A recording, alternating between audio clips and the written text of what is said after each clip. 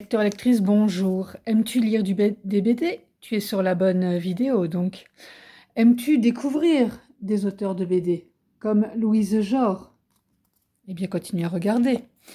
Que demander d'autre? Aimes-tu des BD qui sont futuristes et en même temps à moitié de science-fiction?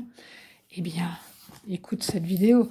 En plus, ma BD a été dédicacée. Alors ça, moi je dis, c'est trop la classe. Voilà, c'est Louise Jor qui me l'a dédicacé. Alors malheureusement, je n'y étais pas parce que c'est un cadeau. D'ailleurs, merci beaucoup Michel pour ce cadeau parce que tu m'en avais beaucoup parlé. Et c'est vrai que cette BD mérite vraiment le détour, si ce n'est le tour, parce qu'elle parle d'une jeune fille qui vit en forêt d'Amazonie.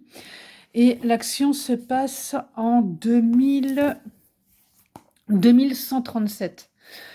Ça s'appelle Canopée. Bon, je pense que je ne vais pas spoiler beaucoup en disant que c'est le prénom de la jeune fille qui vit dans cette jungle amazonienne, enfin dans cette forêt amazonienne. Donc 2137, la Terre abrite plus de 10 milliards d'êtres humains. Les ressources naturelles, surexploitées depuis presque 3 siècles, ne permettent plus de répondre aux besoins de chacun. Il existe pourtant un dernier sanctuaire, en plein cœur de la forêt amazonienne, où végétaux et animaux n'ont pas encore complètement disparu, et qui doit paradoxalement sa préservation à une catastrophe nucléaire intervenue 119 ans plus tôt. C'est cet endroit que Jean, un terroriste des réseaux informatiques, choisit pour échapper aux autorités. Rien de ce qu'il a vécu jusqu'alors ne l'a pourtant préparé aux épreuves qui l'y attendent. Et donc, ce brave Jean qui est sur la couverture ici, va rencontrer notre ami Canopée, qui est au dos de la couverture. Là, je vous ai lu le 4e de couverture pour vous présenter un petit peu la BD et son univers. Et ça va être en gros la rencontre de deux mondes complètement différents. Puisqu'on a Canopée qui, elle, vit dans la forêt amazonienne, qui est très proche des animaux, qui se nourrit toute seule en cueillant des fruits dans les arbres, etc. Et elle va rencontrer Jean qui, lui, est complètement dans la technologie, l'informatique, puisqu'en plus, il est, comment ils disent, il est terroriste des réseaux informatiques, enfin, en gros, hacker. Lui, il est à fond dans la technologie et elle est à fond dans la nature. Parce que voilà un peu la différence entre les deux. Et encore, je crois qu'on a une autre page qui montre bien la différence entre les deux. C'est que, quand elle le rencontre,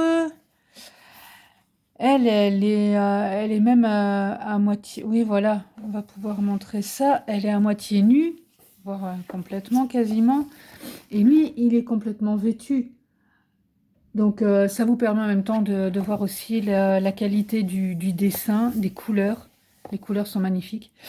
Du coup, voilà, c'est vraiment... Le mec, il ne sait pas avancer s'il n'a pas tout son équipement. Il ne sait pas marcher s'il n'a pas son équipement informatique pour lui dire où il doit poser son pas, quel temps il fait, et est-ce qu'il n'y a pas quelqu'un qui essaie de le contacter. Quand il se retrouve dans cette forêt, il est complètement perdu. Elle est... en plus, la forêt, c'est chez elle, donc elle la connaît très bien. Elle compose avec les animaux qui sont dedans, elle sait où se nourrir, elle sait où s'orienter, elle s'est construit sa propre cabane. J'ai beaucoup aimé la cabane d'ailleurs, qui est très graphique et que j'ai trouvé assez drôle. Je ne peux pas m'empêcher de vous la montrer parce que j'ai trouvé ça vraiment sympa. On voit la cabane comme ça et c'est un peu flou. Moi, ça m'a fait penser, voilà, on la voit peut-être un peu mieux comme ça m'a fait penser à une caravane. Donc, ça m'a amusé de voir cette jeune fille qui reconstitue une espèce de caravane dans un arbre et qui a installé tout son petit nécessaire dedans, quoi. Elle a un lit, elle a tout ce qu'il faut. Et puis on apprend au fur et à mesure du temps aussi qu'elle est un peu métisse quelque part, mais bon, ça je vous laisserai découvrir dans la BD. C'est tourné donc autour justement de notre vie, de comment on va laisser notre vie évoluer. Est-ce qu'on va redonner une place à la nature et la place qu'elle mérite, je trouve, parce que c'est sûr que c'est assez engagé côté écologie, mais sans être moralisateur. Ça présente les choses et c'est ça que j'ai beaucoup apprécié aussi. Ça présente cette jeune fille qui sait aller dans la nature quand elle a besoin, qui respecte la vie des autres animaux, qui sait aller chercher ce dont elle a besoin pour se nourrir. Elle ne fait pas de stock inutile ou elle ne gaspille pas. Elle prend ce dont elle a besoin et elle laisse le reste pour les autres, notamment aussi pour les autres animaux qui ont besoin de manger. Ça parle des problèmes nucléaires aussi, hein, parce que ça, c'est sûr que c'est quand même quelque chose d'assez délicat. Ça parle de l'évolution de l'humanité, de ce qui pourrait être. C'est ça que j'ai trouvé aussi très agréable au niveau du sujet global. Comme je disais, les couleurs sont superbes. Il y a vraiment des jeux de couleurs qui sont très très sympas. J'essaie de trouver une photo où on peut vraiment voir les différences de couleurs sans trop vous parler de l'histoire. Mais par exemple, voilà, on peut montrer cette image-là où voilà, on voit vraiment c'est fouillé dans tous les sens, dans les caractères des gens, des personnages, dans leur histoire, dans la thématique, parce qu'il y a plein de petites choses, il y a plein de petits détails qu'on peut voir dans la BD, dans la planche. Bon là, je vous ai pas trop montré les animaux, mais c'est pareil. Elle s'amuse vraiment à montrer aussi les animaux différemment. C'est, on les voit là, par exemple, c'est très très agréable visuellement à lire aussi. Alors moi j'ai vraiment regardé j'ai tout regardé, j'ai regardé les images, j'ai regardé les couleurs, j'ai regardé les petits textes aussi, enfin les textes, les onomatopées qui étaient sympas. Voilà. Vous avez compris que j'ai passé un super moment. J'ai le tome 2, donc je ne l'ai pas encore lu parce que justement celui-là je l'ai lu hier. Et je me suis dit, ah tiens, je vais faire un retour tout de suite, comme ça, vous aurez vraiment un retour à vif. Et je pense que je vais lire le tome 2 très vite. J'espère qu'il y aura encore une suite, parce que bon, je ne sais pas, hein, je sais il y a un tome 2, donc à mon avis, où on aura la fin de cette partie-là de la vie de Canopée. On verra si après il y aura d'autres dessins ou quoi, parce que j'ai vraiment envie de voir la suite de ce que Louise va nous proposer. Et, euh, et voilà, donc ça c'est aussi une manière d'annoncer qu'il y aura un autre retour sur la suite que je lirai et que je vous proposerai ici. Que dire d'autre à part que c'est disponible aux éditions Delcourt et que vous pouvez joindre aussi l'autrice sur Instagram. Elle a un compte Instagram et je mettrai les liens en description si vous voulez directement lui commander un livre dédicacé, BD dédicacé. Ça peut être aussi sympa. Voilà, alors pour ceux qui me connaissent déjà, merci de m'avoir suivi jusqu'ici. Pour ceux qui ne me connaissent pas encore, donc je suis Gracieuse Robert, une autrice hybride, mi-auto-éditée, mi-éditée.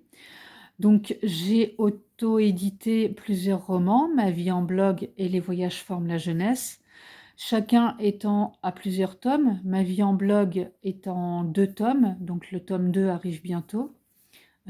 J'attends quelques petits détails pour le peaufiner comme la couverture, mais ça devrait bientôt se faire. Et il a été financé grâce à un projet Ulule. Merci les contributeurs. Et donc, Les voyages forment la jeunesse. Tome 1 et tome 2 sont déjà disponibles à la vente. Et le tome 3 est en cours d'écriture avec Vie 642. Un jour, je vais réussir à le dire complètement. Coucou Sylvie, si tu me regardes. Et donc, j'ai publié aussi en édition, donc aux éditions Éveillez-vous, Gracieuse tribulation d'une brouette. Et je suis en train de travailler sur une autre nouvelle qui a pour thématique Londres, qui est donc issue du Récréature de février 2021 et qui sera publiée au cours de l'année 2021, mais je ne sais pas encore vous dire quand parce que tout va dépendre à quelle vitesse nous allons avancer mutuellement. Sur cette chaîne, si le format vous plaît, vous allez donc pouvoir trouver d'autres retours de lecture parce que bah, là, je renoue avec la BD et c'est des moments très très agréables. J'adore lire et j'adore aussi les BD parce que c'est une autre manière de découvrir les histoires. On voit par le dessin, on voit par, comme là dans le cas de Louise, beaucoup de détails. Et moi je m'aperçois que j'aime beaucoup les BD où on a des dessins assez détaillés, des petites choses qu'on trouve un petit peu partout. Donc voilà, donc vous aurez encore d'autres retours de lecture de BD. Ça c'est évident parce que bah, j'ai prévu d'autres retours, mais je ne vous en dis pas plus. Et sinon, vous avez des retours de lecture de livres plus classiques et plus traditionnels avec des retours de lectrices pour avoir mon ressenti de lectrice. Et j'espère vous donner envie de les lire ou de discuter avec vous en commentaire à la suite de cette vidéo. Vous allez pouvoir aussi trouver des horoscopes et d'autres choses que je vous proposerai sur la chaîne. Donc si le format vous intéresse, abonnez-vous, activez la cloche pour avoir la suite. Et je vous dis donc à très vite pour d'autres retours.